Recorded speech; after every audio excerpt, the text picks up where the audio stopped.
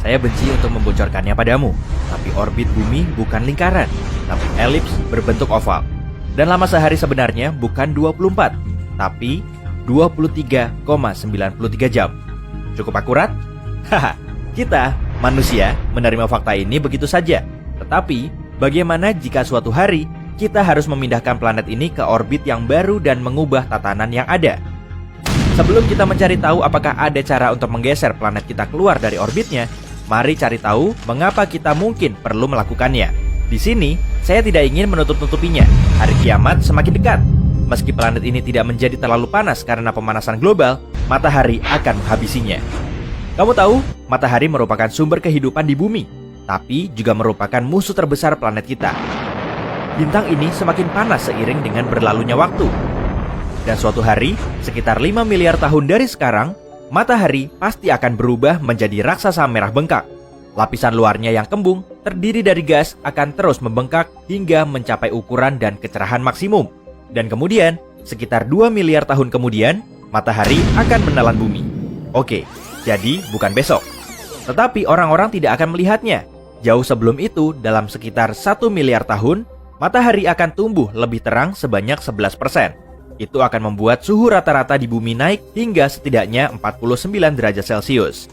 Kamu mungkin berpikir bahwa peningkatan itu tidak mungkin parah. Seperti, ayolah, manusia lebih tangguh dari itu. Tidak ada lagi salju dan mantel bulu, kita akan menghadapinya. Tetapi, situasinya akan jauh lebih buruk. Bahkan peningkatan suhu ini akan menyebabkan pemanasan samudra secara dramatis. Air akan mulai menguap seperti saat kamu meninggalkan sepanci air di bawah sinar matahari.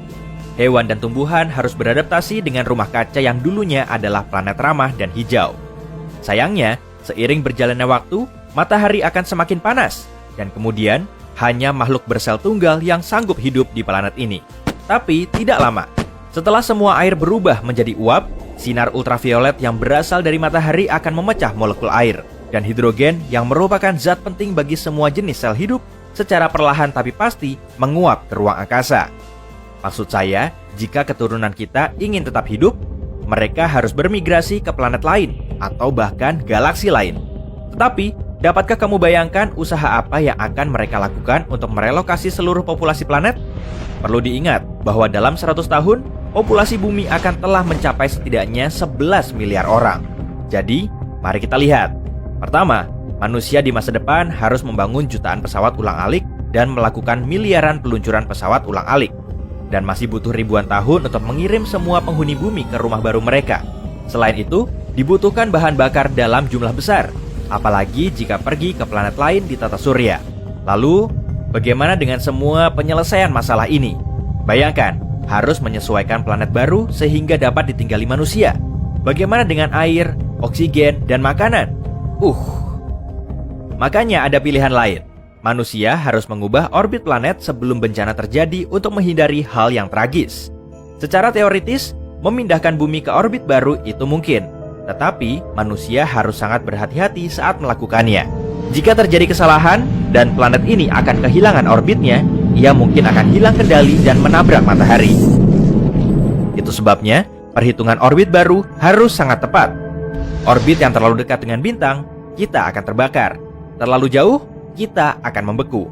Ilmuwan bahkan telah menghitung bahwa untuk tetap menjalani kehidupan yang nyaman, atau setidaknya bertahan hidup, manusia harus mengubah orbit planet sehingga jaraknya dari matahari 9,5% lebih jauh dari yang sekarang. Dengan kata lain, bumi harus menempuh jarak 164 juta kilometer dari matahari, dari posisi sekarang yang jaraknya 150 juta kilometer. Bagaimanapun, manusia di masa depan memutuskan untuk mencoba keberuntungannya dan memindahkan planet ini, yang berarti memindahkan hampir 6 sextillion, dan itu 6 miliar triliun ton. Pada awalnya, lasso super kuat dan panjang terlihat sebagai solusi paling sederhana. Anak cucu kita berpikir mengaitkannya pada asteroid, dan ia akan menarik bumi ke orbit yang berbeda. Tetapi, mereka menghadapi beberapa masalah serius. Satu hal, di mana kamu dapat menemukan bahan yang cukup kuat untuk menarik beban seluruh planet.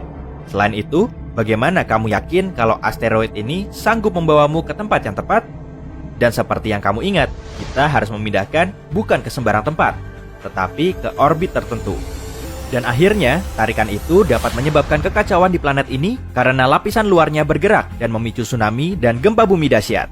Makanya, setelah mempertimbangkan konsekuensi bencana dari metode ini, keturunan kita memutuskan untuk mencari alternatif. Mungkin jalan keluar yang efektif adalah memindahkan planet keluar dari orbitnya dengan bantuan layar cahaya raksasa. Cahaya seharusnya dipantulkan dari matahari ke planet kita dan ditangkap oleh layar surya yang ditempatkan di suatu tempat di bumi. Tapi saat manusia menghitung detailnya, mereka sadar bahwa piringan reflektif ini harus berukuran 19 kali lebih besar dari diameter planet ini. Jika tidak, akan diperlukan lebih dari 1 miliar tahun bagi bumi untuk mengubah orbitnya. Jadi, kemungkinan besar, keturunan kita akan membuang rencana ini. Tapi kemudian, seseorang akan datang dengan gagasan pendorong listrik. Masalahnya adalah, bahkan saat ini, orbit bumi sudah berubah setiap kali roket diluncurkan. Saat lepas landas, ia mendorong bumi ke arah berlawanan. Tapi, tentu saja, efeknya tidak terlihat. Tetapi, bagaimana jika orang meluncurkan miliaran roket bersamaan?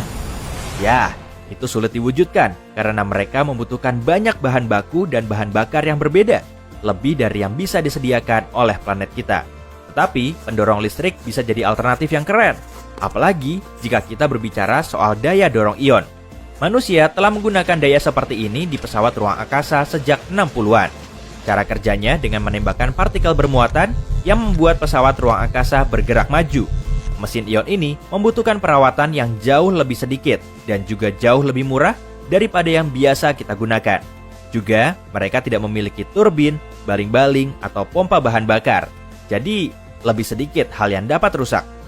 Tetapi, ketika daya dorong ion ditemukan, mereka tidak menghasilkan daya dorong yang cukup untuk melawan gravitasi bumi. Dan berat baterainya terlalu besar. Itu sebabnya pesawat luar angkasa tidak bisa hanya mengandalkan mesin ini. Tapi, berabad-abad dari sekarang, manusia akan menemukan baterai yang lebih kuat atau menggunakan beberapa terobosan teknologi untuk menyalakan mesin. Jika itu terjadi, keturunan kita dapat mengarahkan beberapa pendorong listrik besar-besaran ke arah yang diinginkan dan menekan tombol mulai. Pendorong akan melayang di atas atmosfer bumi di ketinggian sekitar 965 km. Tetapi masih melekat pada permukaan planet sehingga mereka bisa memindahkannya ke arah yang benar. Sayangnya, manusia harus mengubah hingga 13% dari massa bumi menjadi ion untuk mengangkut planet ini. Tapi kalau dipikir-pikir, metode ini bisa berhasil. Dan jika manusia berhasil mengukir prestasi yang belum terjadi ini dan mengubah orbit planet seperti yang direncanakan, akan ada beberapa perubahan nyata. Contohnya, matahari akan terlihat sedikit lebih kecil, dan pengaruhnya terhadap pasang surut bumi akan sedikit melemah. Kecepatan orbit planet kita akan turun dari 29 menjadi 28,5 km per detik. Dan mungkin yang paling penting, jika durasi hari di planet kita tetap sama, tahun akan menjadi lebih lama, bukan 365, tetapi 418 hari. Intinya, gaji tahunanmu akan tetap sama, tetapi dengan tahun yang lebih panjang, kamu dibayar jauh lebih sedikit setiap minggu. Ya, lupakan itu. Hey, jika kamu belajar hal baru hari ini, klik tombol suka di video ini lalu bagikan pada teman-temanmu. Inilah beberapa video menarik lainnya yang bisa kamu tonton. Klik saja video di salah satu sisi layar, dan ingat, tetaplah di sisi terang kehidupan.